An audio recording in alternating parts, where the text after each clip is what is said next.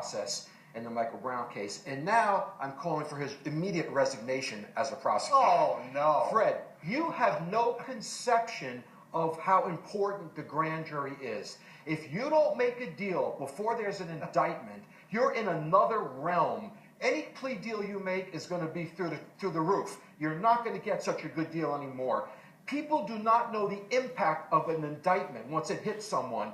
People lose bank accounts, they lose friends, they lose partnerships, they lose jobs, just on a mere indictment, just on an allegation. The grand jury process is sacrosanct. And if some people get in front of a grand jury and intentionally lie, and the prosecutor knows they're lying, they must be prosecuted. Martha Stewart, while she's setting the Christmas table, can't believe it. She got convicted of a 1001 lying to the feds, not securities fraud.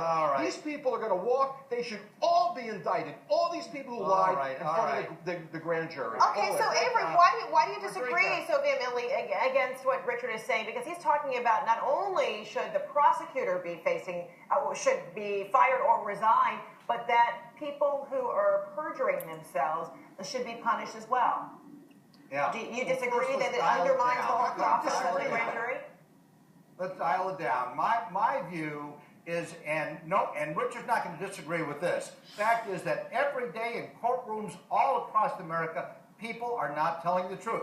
Is everyone indicted for But isn't it something that when you know someone's not telling the truth and you still present them that they are a credible eyewitness? I mean, aren't the grand jurors counting on you to say that this is a credible witness? But if it turns out that this is not a credible witness and you knew that, I mean, who are they supposed to believe?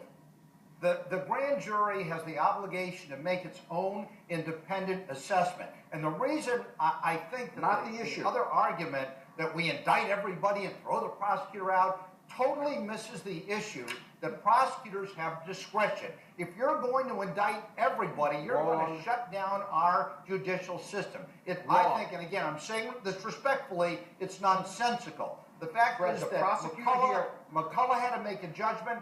There were white witnesses, there were black witnesses, many of whom were not truthful. Over 60 witnesses. What are you going to indict everybody? It's just, I think, impractical. So wait a minute. Frankly, I get that. All right. So should we all be thinking that in any kind of grand jury process that there is a possibility that there is no vetting of eyewitnesses, that anyone who claims to have seen something, anyone and all of those people would be called to the grand jury? It seems like the answer is no, that there would be some sort of vetting, and there's a selection process as to which eyewitnesses are presented, right? Avery? Sure. Okay. Sure, but a prosecutor doesn't guarantee what a witness is going to say.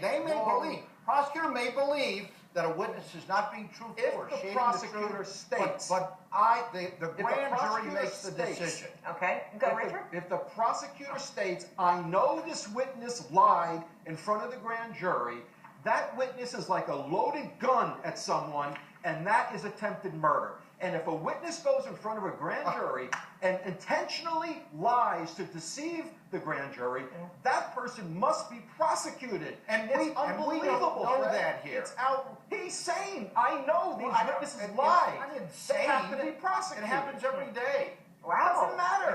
They have to be prosecuted. Okay. Well, then now we are all learning something. This has been very enlightening to hear his conversation and then to hear the reality of the system, right? Avery, the system railroaded me, destroyed my life.